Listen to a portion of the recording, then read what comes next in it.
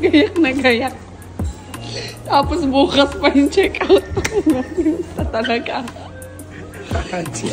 Hello guys. Ayan, nagkakagulo na nga po ang mga magulang ko dahil on time kami mag-self-checkout. Pero dapat bukas pa pala.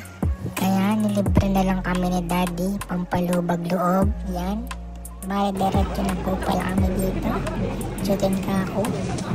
Ang nearest station dito ay Ibisucho Station. Yan, marami pong mga ano dito. Kainan. Landmark po siya. At ito na nga po ang pinakagitna niyan, kung saan matatagpuan ng vibrant na mga cartoon characters tsaka figures. Baka mga sikat na mga ano yan, characters.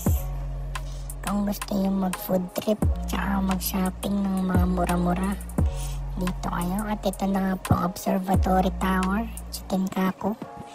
At may makikita kayo ditong mga bilikin na ganyan. Ayan, baling ayon sa mga Hapon, pag kiniskis nyo daw po yung paa nila ng mga bilikin, ay magkakaroon kayo ng good fortune. At ako naman, kinausap ko, pinalakpakan ko pa. Parang mga kamag-anak ko kasi sila, magkakaparehas kami ng height. Tsaka noo. Yan, moving forward, nandito na nga po tayo sa Chutinkaku, ang sikat na observatory tower dito sa Osaka. Ayan, nagda-dancing, nag-waving muna si Daddy, ano.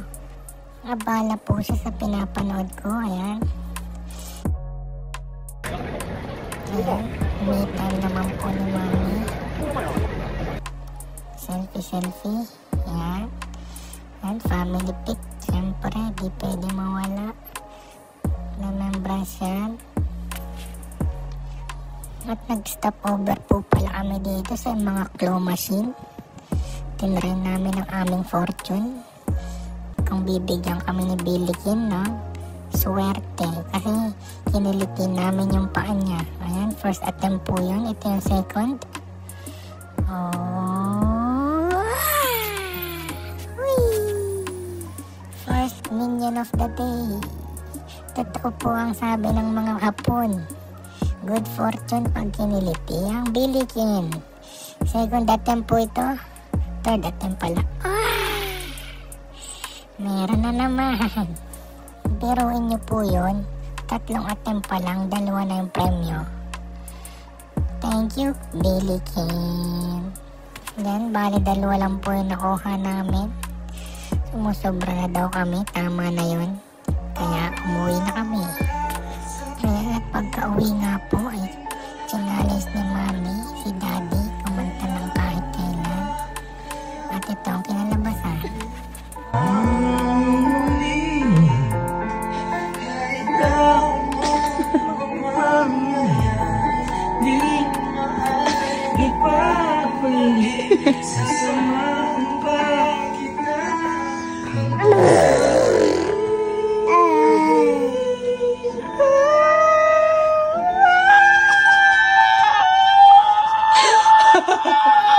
At hindi ko na nga po maipakita ang mukha ko.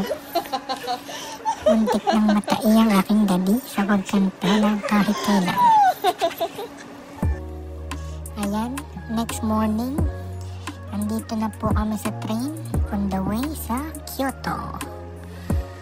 At ito po pala ang local train. Bali galing kaming Osaka, papuntang Kyoto. Yung normal train na lang ginamit namin kaysa dun sa Shinjuku. At napakamahal. Tsaka medyo malapit-lapit pa Osaka to Kyoto. At few minutes later, andito na po kami sa Kyoto.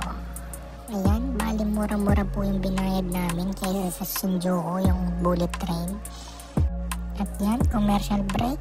Selfie muna si Mami. Pakinggan nyo nga pala ang joke niya ito. Gusto mo dun? Uy, ako dun. Tara na. Suki ako dun. Ayan, at tawan-tawa po siya dun. Sa uya ako dun, tsaka suki ako dun. Bali pagkadating nga po pala namin sa hotel, namasyal agad kami dun sa pinakamalapit na park. Ayan, at nagkataon nga po pala ang hotel namin ay malapit sa Kyoto Gion National Garden, kung saan matatagpuan ang Imperial Castle. Napakalaki nga po pala ng park na to at napakaganda rin. Dito nyo matatagpuan ang cultural na Japanese na mga houses. Ayan, nakikita niyo yung view. Maraming mga healthy fish. May mga koi fish sa mga pan nila. At maaliwalas po ang simoy ng hangin kasama ang mga healthy na mga isda dito. Ayan, oh. Sarap ihawin. Kung gusto niyo ng relax vibe tsaka traditional Japanese, ayan, dito na kayo pumunta sa Kyoto. Hindi masyado crowded tsaka hindi masyado busy tulad ng mga nasa city. Ayan, napakaganda pa ng mga isda, oh. Sinimo. At yan, sumabit pa si Ugly Duckling. Ayan, at iniwan na nga po kami ni Mami for the gram. Nangiiwan. Ayan nga po si Mami, nanunungkit ng bunga ng bayabas, oh. Wala dyan bayabas, Mami. Yan na nga po, Japanese aesthetic koala stick. Yan nga po, pagkatapos ng napakahabang mga lakarin, chill muna kami.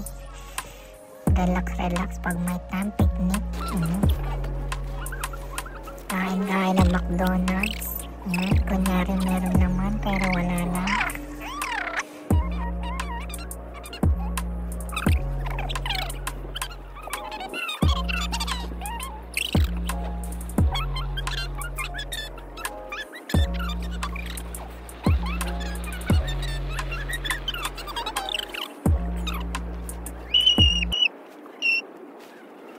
At last stop po pala, sa tabi lang ito ng park na pinuntahan namin. Bali siya isang temple. At dito yung ano. At ito po pala isa rin sa mga tradisyon ng mga Hapon. Bali, papatunogin namin yung parang kampana sa taas pagkatapon ng At yan for today's video. Thank you for watching. Watch out sa part 5.